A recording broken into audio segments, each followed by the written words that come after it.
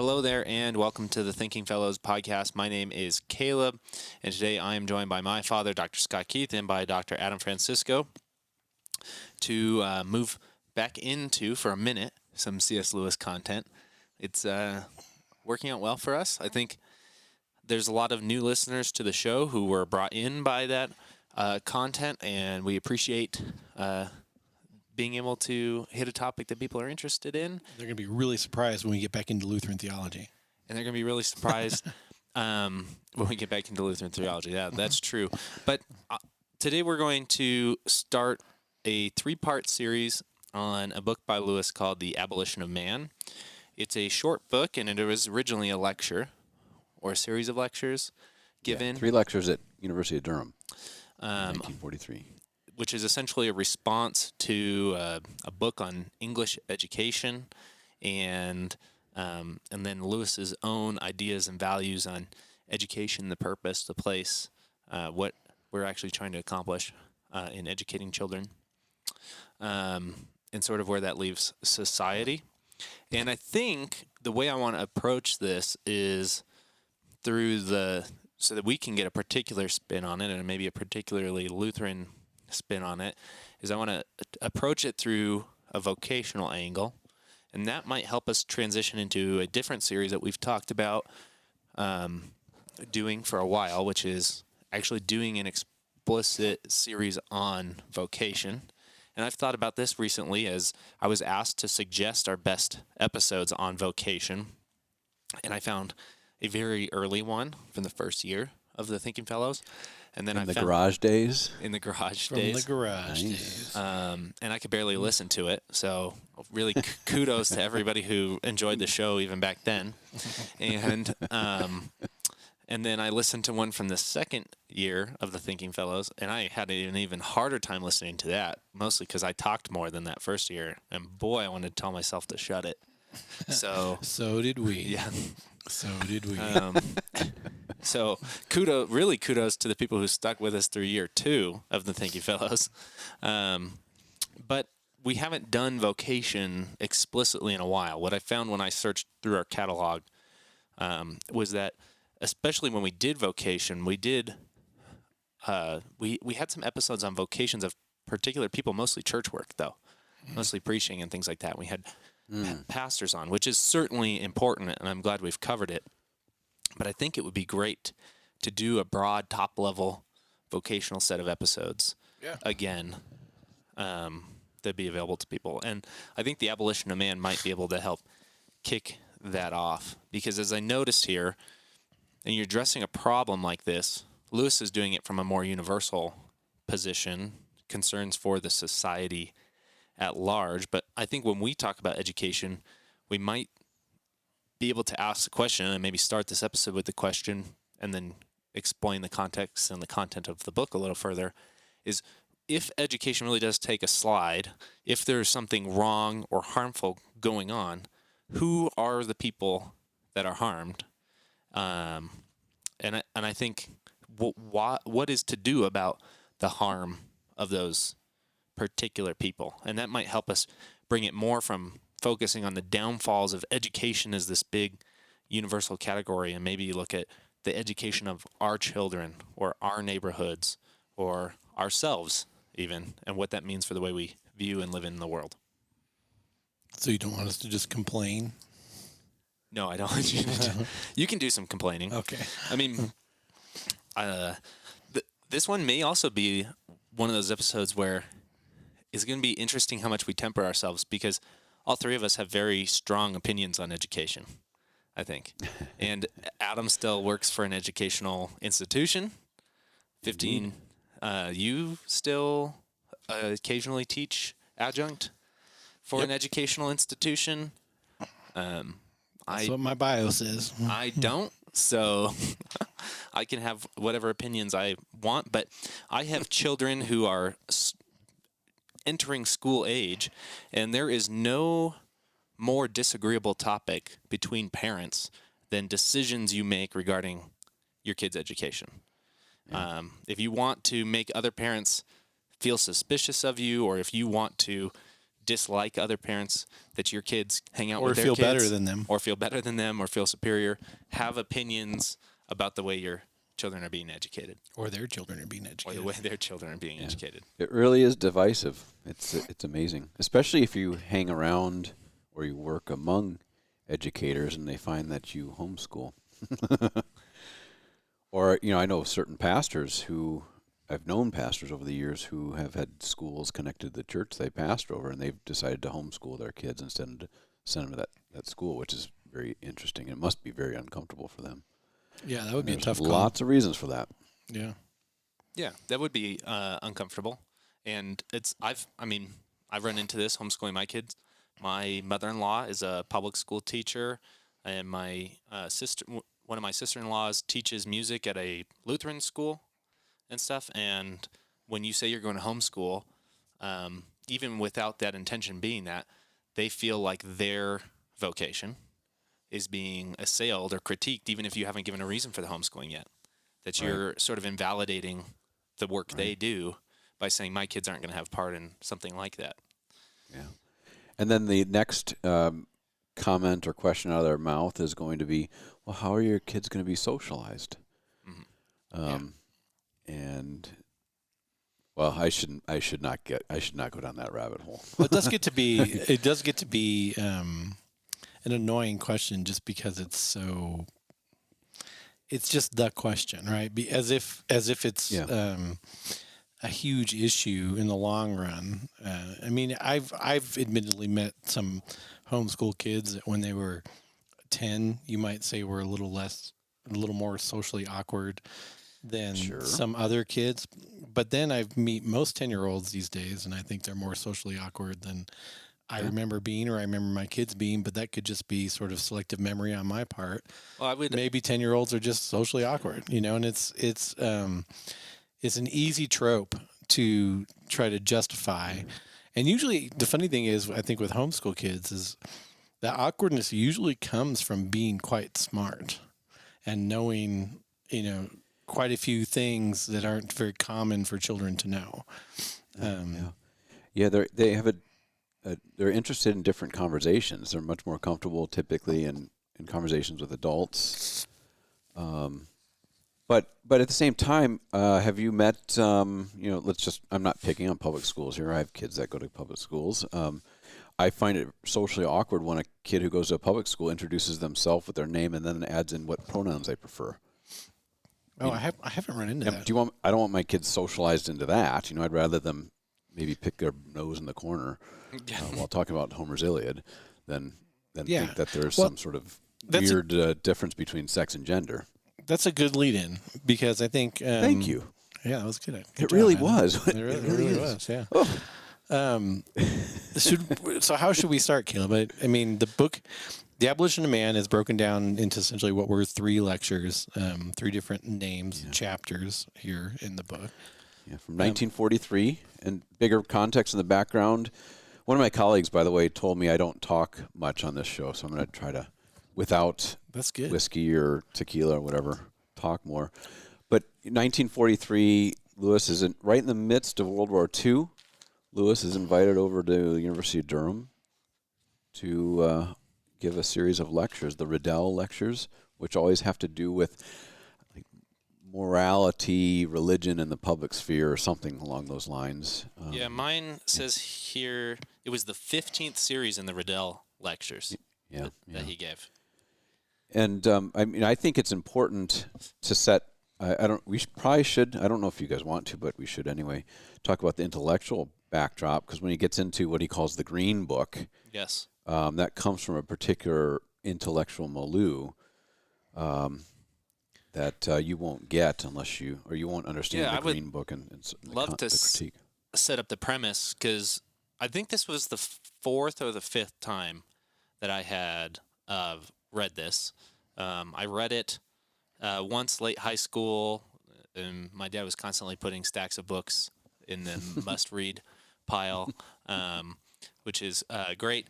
But I read it once in high school. I'm sure I thought it was great in that it gave me a superiority complex because the type of education that we were partaking in and at that point in my life was nothing like what Lewis was critiquing. So that was great. I read it once again in college, just sort of on my own. Then as a part of an independent study with Steve Mueller on C.S. Lewis. Then I bought a first edition of it in New York on like my first trip to New York City. I was at the Strand, right, bookstore. Oh, yeah. Nice bookstore. I went upstairs to the rare books room, and there was a first edition Abolition of Man. So I grabbed that, and it wasn't actually super expensive. So I grabbed that and reread it because I had it. I was like, I should probably read this, and then I read it again this week. And the beginning is very funny because it's something that now I think we've all experienced, which is you get sent a free book from a publisher, and they want you to say something positive about this book. They know that you're in the field, and they want you to praise them. If you're us today, or if you're the Thinking Fellows, you would have been mailed this book with a request to come on the podcast. Yeah. And then... or to talk about it on the podcast. Right? And that's like the beginning context, is he sent a book on English education because he's an expert in the field. And unfortunately, his comments are not going to be Although positive. he owes them good words. Yes, he owes them good words. So what's the background of the Green Book there, Adam? The Milieu. Well, the Green Book is, he doesn't use the title of the actual book because he at least feigns or pretends that he doesn't really want to do the authors harm, because they're not, how does he put it? They weren't writing some sort of scholarly tome. They're writing a book for the upper form school. So that's like our equivalent to junior and senior high here. But the Green Book, the original, or the title of the actual book is The Control of Language, A Critical Approach to Reading and Writing, by a man named Alex King and Martin Ketley, who I think were either Cambridge or Oxford students who did their degrees, and I believe they had moved to Australia to teach or something like that. But those two authors come from a intellectual background that I think we've talked about positivism on this show before. But positivism in Oxford and what was sometimes called subjectivism in Cambridge, that there's lots to be said about it. But in Oxford, where Lewis is writing from, it's especially associated with the man A.J. Ayer and his book Language, Truth, and Logic. And then there was another, I can't remember the exact name of the guy in Cambridge. But basically they said that when we use language, when we put together a sentence or an assertion about the world, the truthfulness of those assertions is determined by whether that assertion corresponds to the actual world. But they went a step further. They said anything in that assertion about the world that's a qualifier, like what we call an adjective or an adverb, like if you call a waterfall anything other than a waterfall, like you call it a sublime waterfall, those sort of qualifiers, and by extension you could say if you call something good or evil or something like that, those qualifiers, those sort of judgments on things, natural, material things, are simply an expression of the person making the statement, an expression of their opinion, or their emotional state or something like that. And also they're trying to add meaning to those, whereas the positivists originally are going to categorize those as sort of meaningless. Yep. They're going to say it doesn't. If you call something beautiful, it doesn't teach me anything about beauty. It's not an objective definition. It's not creative word. It doesn't make the waterfall beautiful. So it's meaningless. Whereas they're now trying to kind of get away from the category of meaningless and find meaning to what the positivists originally sort of, laid out to the realm of descriptive, purely descriptive language, which may or may not actually have to have a correlation to any reality. And now they're saying the reality as you make it or as you envision it is meaningful, whether or not it corresponds to anything outside of yourself. Right? Or no? I think so. Who's the they in your sentence? Yeah. Oh, I don't know. Oh, okay. I mean, that's where I got lost. The individual making the claim. So if I say something's beautiful, that doesn't have to correlate to any definition of beauty outside of myself. So I think correct. That's the subjectivism. Yes. That's and that's sort what of the on the rise in authors of the Cambridge. Green Book are adding to logical positivism, which isn't originally there in Ayer or Wittgenstein or any of the other analytic authors. I think the assumption Right. when you say something is meaningless, though, that means that it's actually meaningless, and that's not how they would have used that. It's not derogatory. It can be very meaningful to the individual. It's just meaningless in the sense that it can't be externally proven to be a true or a false statement. Yeah. It's not objective. It's a pure subjective claim. It's an expression of an emotion that you're having, really, in the moment, and that emotion can be meaningful to you, but it's not necessarily meaningful to me, right? If I look at a waterfall, I'm not necessarily feeling the same thing you're feeling. I don't know. Maybe you and I stumble across a waterfall and we both sort of say, wow. I say, Scott, look at that waterfall. And you say, sublime. And we say, oh my gosh, we were thinking the same things. Yeah. Like we're thinking. Like going to the Grand Canyon. Yeah. Yeah. No, but I think that's, the two phrases that are often used for that when we sort of talk about analytic sort of categories are nonsensical and meaningless, and they both kind of have a negative connotation to them that I don't think is implied in just the use of the terms and an attempt to try to express that those are subjective statements. Yeah, I mean, if you tell somebody that what they say is meaningless, they're gonna be pretty upset with you. Yeah, I've done it. Yeah. It doesn't work very well tactically. Scott, wouldn't the positivist, wouldn't a guy like Ayer, and it's been probably 20 years since I read Language, Truth, and Logic, and I don't plan on reading it again, but wouldn't he say something like, it's technically meaningless? Yes. Meaning, not that he's like trying to critique you. He's saying that there just is no objective value to those. Yeah, he's literally writing like a technical manual in a sense for the use of language, and so to say it's technically meaningless is, that's a correct way of putting that for him. It's just a matter of saying, listen, I can't ascribe any outward meaning to that is universal or taken out of your individual experience in the moment from the expression. And Scott, Caleb, you mentioned the name Wittgenstein, who's a little earlier than he's active in Cambridge, in the 19-teens and 20s. He, in his famous work, which is part of this larger intellectual milieu, the Tractatus, he says something like, towards the end, that claims of ethics have no meaning. There can be no meaning unless it comes from outside. What Lewis is detecting in the philosophy behind the Green Book is this movement that we call it positivism or subjectivism, whatever you want to call it.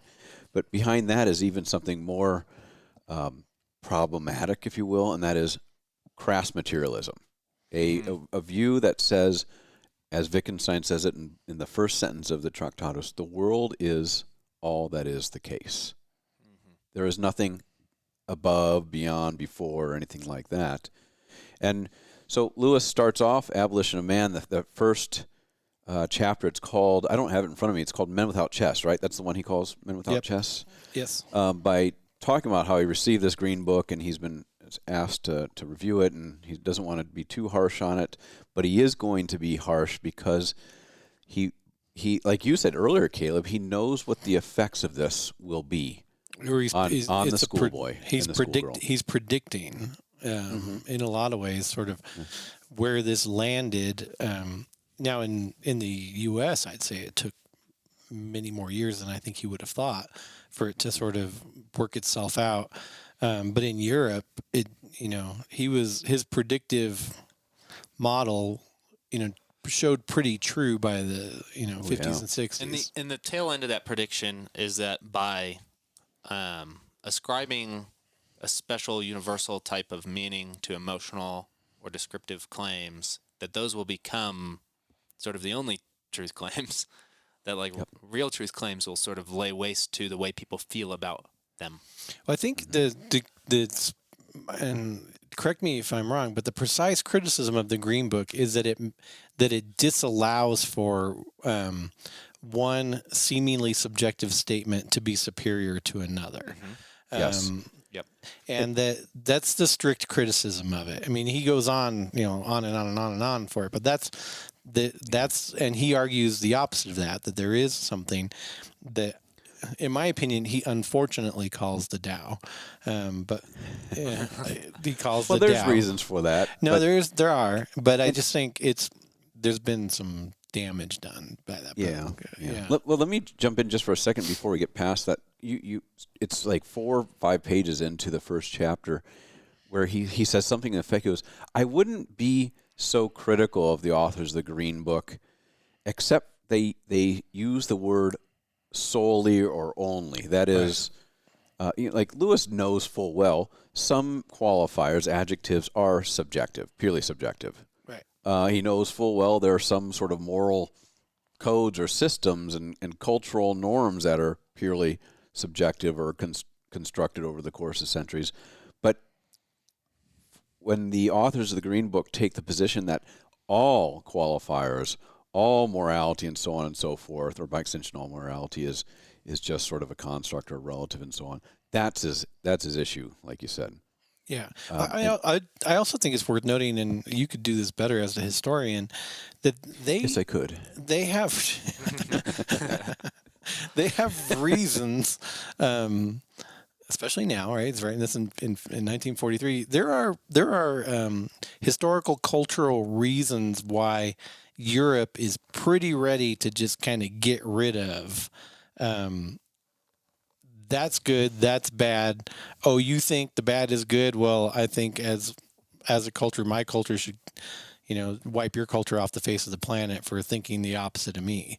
Within sort of coming out of, literally, there's a time of peace relative peace right before World War I, but it's like a 70-year sort of time of relative peace right before World War I, and then from World War I, through.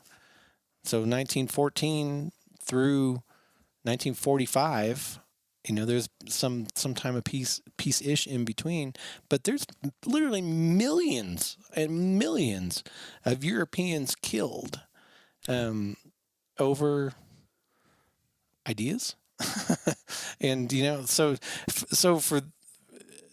To ideas, sort of, but also borders. And power. Ideas, borders, power. And the misuse of science. Technology. There's a pretty good sort of motivation. I don't agree with it because I think at the end of the day, what you lose is, like Lewis says, you lose truth. But there's a pretty good motivation for saying, can we cool out? Like, can we stop? Can we? And then really what the issue is really the only, right? That they sort of get rid of all things rather than even a lot of the things that are sort of leading to sort of this really polarized view on every single issue. That, we live in a polarized time now, but what if our polarized time, led to 50 years and millions of deaths? The reason we can kind of stay polarized is because it hasn't yet done that. I think. Yeah, and Lewis experienced that for himself. We did a little bit of a bio on Lewis a while back, but he's in World War I. He lost one of his best friends. Was it Patty Moore? I think was his name. Yeah. And I think wasn't his platoon or squad or whatever he was. Maybe this was Tolkien. All of them, but him, remained, or something along those lines. I don't think that was. Is that maybe Lewis? Tolkien then? That might be Tolkien. Okay. Well, his best friend. So they're. They knew. They literally all knew. Yeah, and I don't think you're arbitrarily putting that in or using that as an interpretation. Not that you think you are either, but Lewis makes constant reference to a phrase from it's one of the old Roman authors. I think it's Horace. Dulce et decorum. Right. Which was a phrase. It talks about it is sweet and fitting to die for your country. It's an old poem, but a World War I poet had co-opted that for his. It's sort of like one of those symbolic poems from the mood in Europe right after World War I, where people thought before World War I it was sweet and fitting. It was noble to die for your country. After World War I, the author that revised or newer version of the poem says that lie has been put to death. And Lewis, He's living in the aftermath of that. And he also, especially in chapter 2, but he picks up on it a bit in chapter 1. He says if everything is just reduced to materialism, there's no reason to take any sort of moral or other sort of action apart from what your instinct tells you to do. You're kind of reduced to what does he call them? Trousered ape. Or a urban blockhead, or whatever. Urban blockhead. That's one in the trousered ape. I mean, and I think at the end of the day, you can kind of, there's a way to piggyback this with the first Mere Christianity lecture, where they're right in World War II, and they really are still kind of having to make arguments for why are we doing this? And at the end of the day, he's making the argument that part of the reason you would put yourself and your friends and your fellow countrymen to the point of going to war again is because there really is a right and wrong. And right is really worth standing up for, and wrong is really worth fighting. Yeah. Whereas I mean, the shift that is certainly, I think, now taking root, and we can see sort of the predictions come to hand, and I think the Green Book is a lot about this as well, is that if you let go of possessiveness over all of this, if you could not possess a country and have those kinds of emotions and insert meaning there, if you could not possess religious ideals, if you could not, and you could sort of live to the point where everybody's possessions or opinions or emotions carry the same level of value. So you and the country that you're at war with are just as valuable, and you shouldn't possess England as much as they shouldn't possess Germany. Right. Then the world could be at peace, and we could be a world community. We could be a society, and not possessive pockets of meaningless radicals. Yeah. And he's making, at the end of the day, I mean, I think one of the reasons that the Abolition of Man is one of the works of Lewis that is very frequently commented on and commentary is written on, is that it goes so beyond just a treatise on whether or not this book of grammar should be used in the schools of his time, that it actually becomes a philosophical treatise in a lot of ways. It's not an expressly Christian. I think we should clear up for people. It's not an expressly Christian work.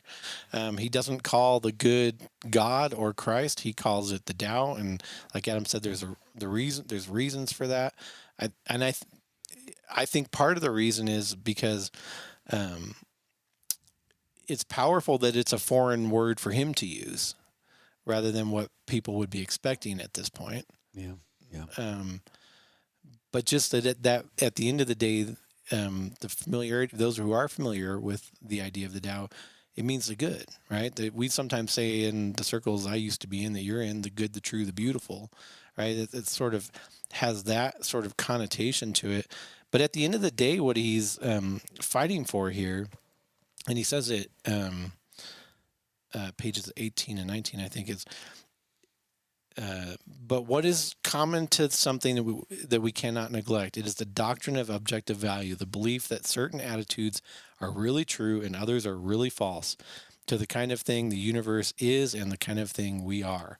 Those who know the Tao, the good, can hold that to call children delightful or old men venerable is not simply to record a psychological fact about our own parental and filial emotions at the moment, but to recognize a quality which demands a certain response from us, whether we make it or not.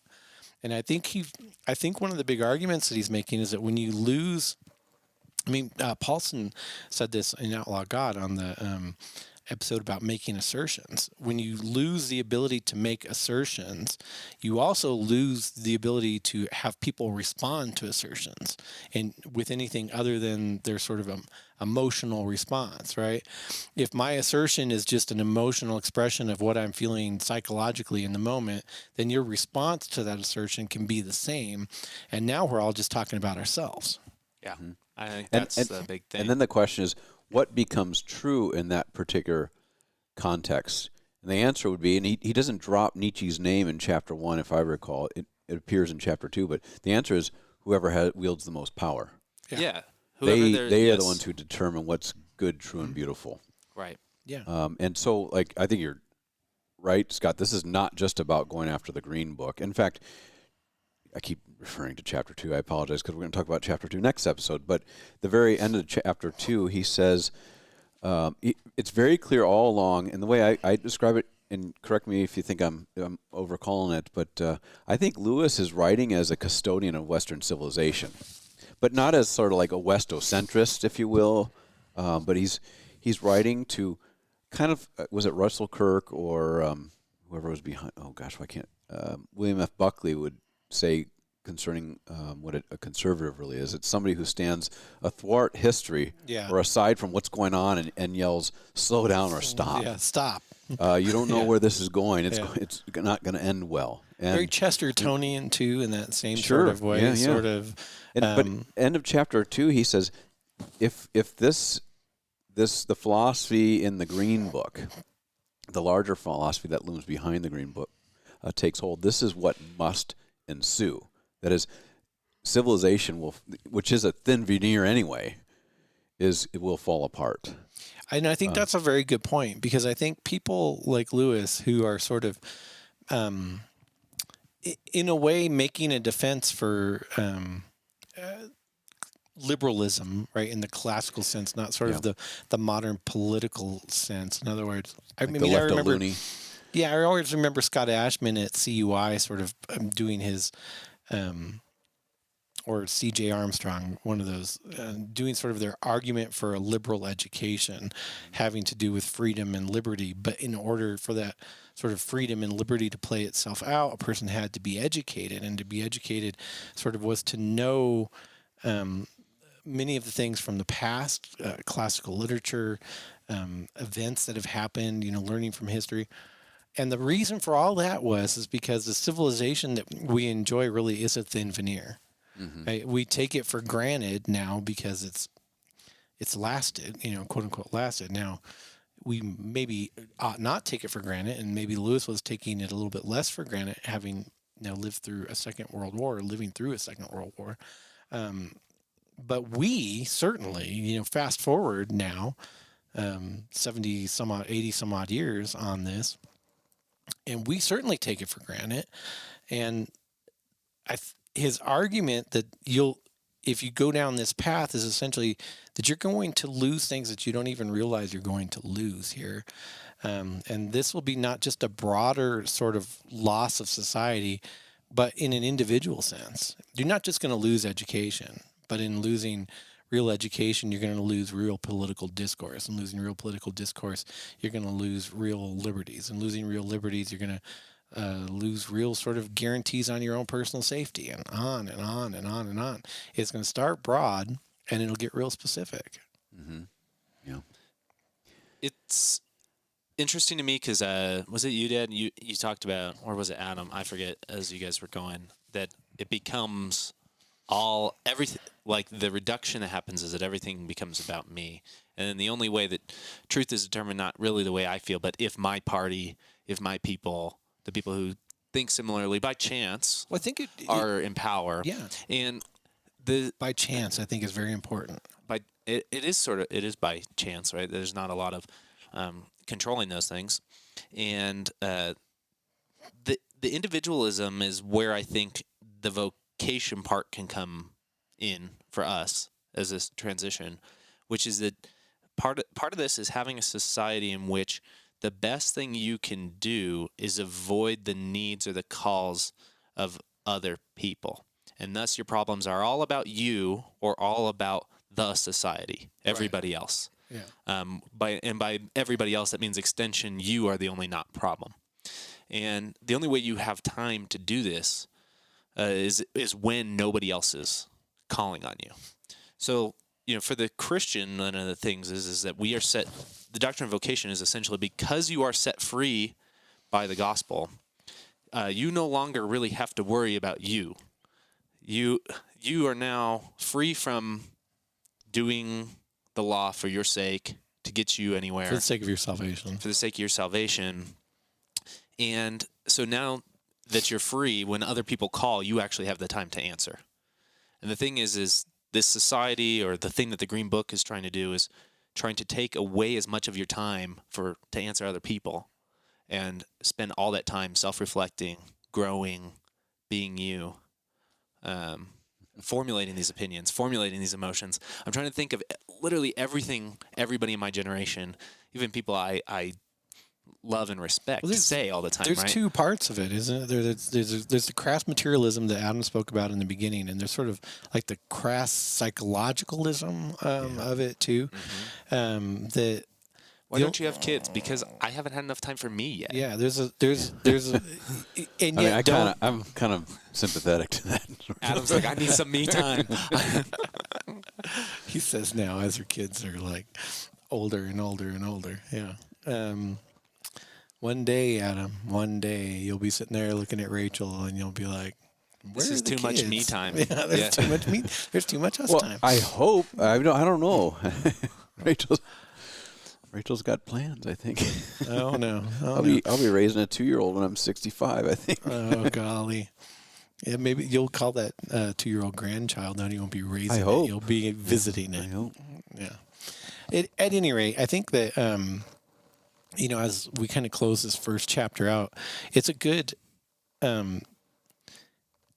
to look at where we've actually ended up. I think one of the things you said is sort of by chance who's in power, because the biggest question that Lewis leaves this one on is if it's very much summarizing on my part, if you give up all sort of claims on this is good, this is bad, all sort of truth claims, right?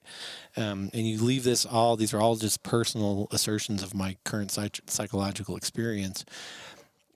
The real question will be who's going to adjudicate truth, who's going to adjudicate right and wrong, and the answer is the person in power. Now, what we've seen, I'm not trying to get political, and I'm not going to get political on either side, but we've seen in our sort of modern political age that these sort of in power positions that reflect my psychological experience as it stands now, they switch very wildly, very quickly. I mean, I'm not sure that you could get a more polarized sort of national political experience between Trump and Biden, right? You might not be able to get a more polarized state-to-state experience between sort of California and Montana. I don't know. And these are sort of reflections of the fact that even if you're a conservative, right, when we've given up actual claims on truth, it's just the people that are in power that are able to sort of dictate right and wrong and sort of tell us what the current existential crisis of the moment is that we all need to be afraid of, which does make us look, like you said, Caleb, sort of more nationally and less at our neighbor. I was this past weekend teaching on Romans 15, and I said this is where Paul shows his Lutheran roots. Because the whole thing is sort of an argument to sort of slow down and see the person standing across from you. Yeah. And I mean, the whole first part of that chapter is like, slow down. Because there's a person standing across from you, and that person could be weaker than you. That person could need your help. That person maybe doesn't understand the gospel as well as you do, and you're going to railroad right over them if you just keep going. Emotions might even have, we don't want to say that people's emotional responses or emotional meaning or descriptive meaning on things is always unimportant. But apart from it being somebody appealing to you personally with those, they are unimportant. It is unimportant to me how somebody 5 states over feels about what's happening in their city, as compared to it is important to me how my 4-year-old feels about, doing school with his mother today, right? Like that.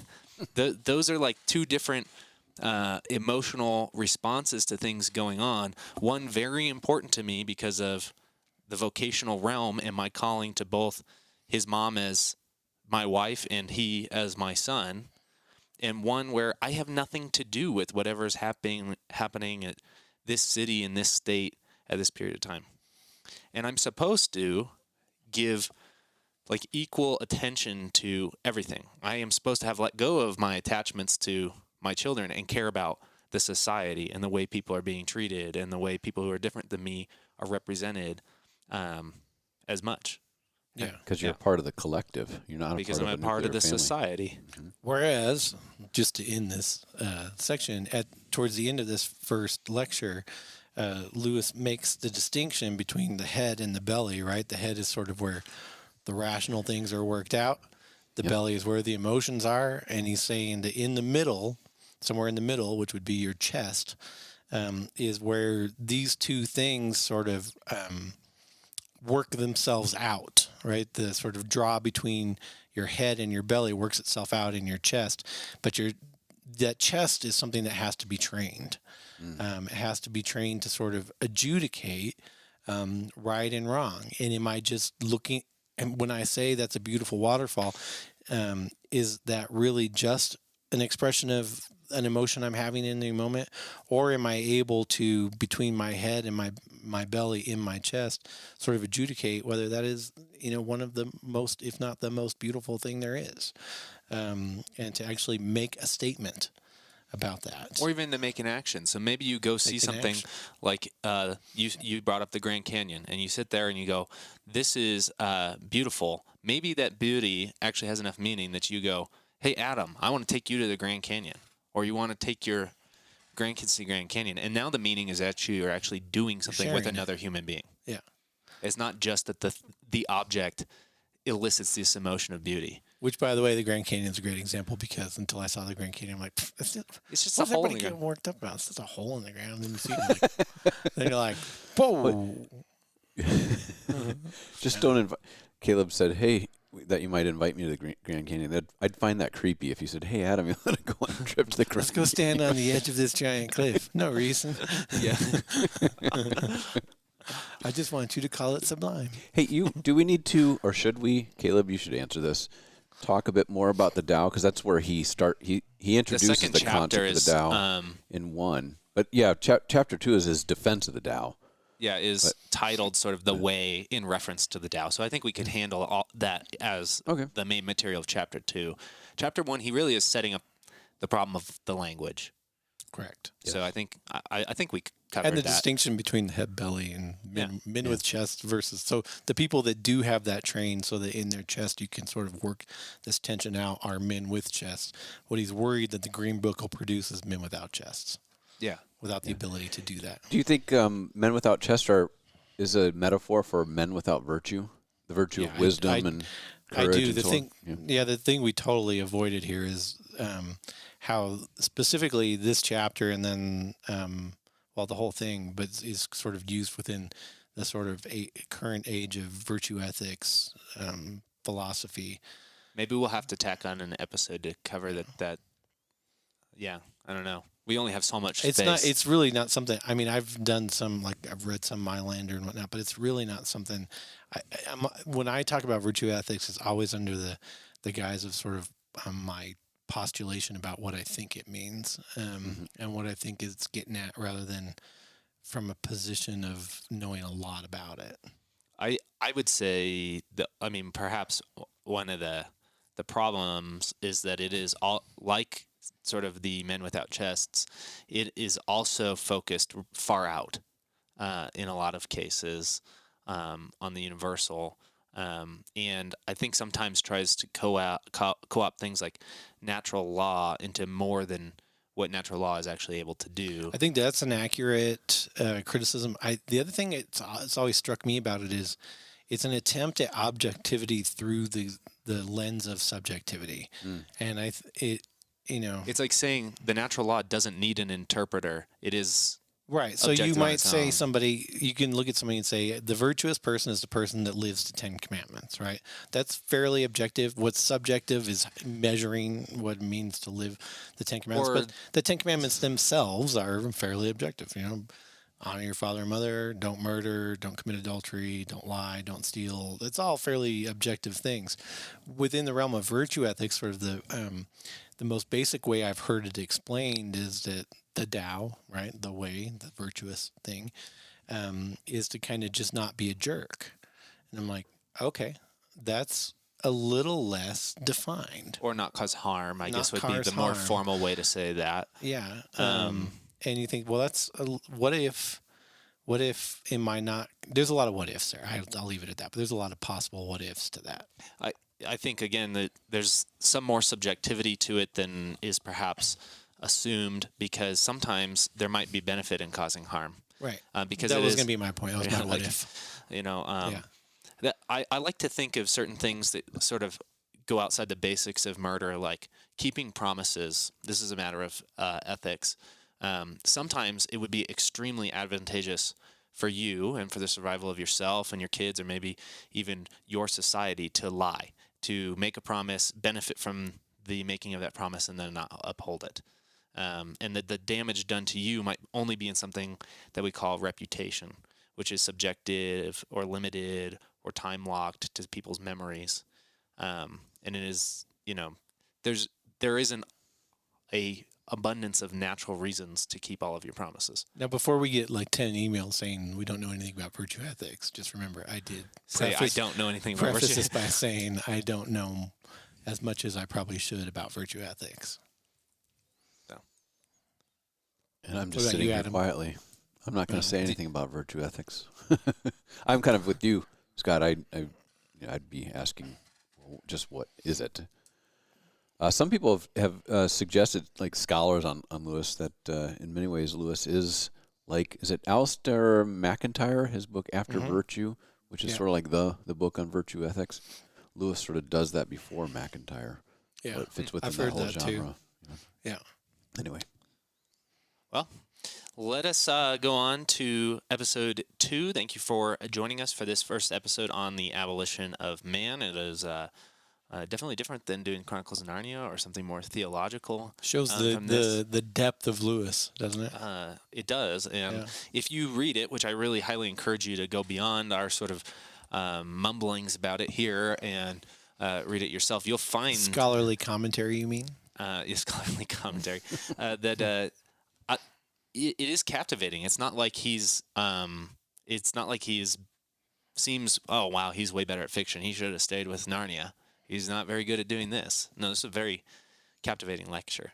So, all right. We will catch you next time. Bye.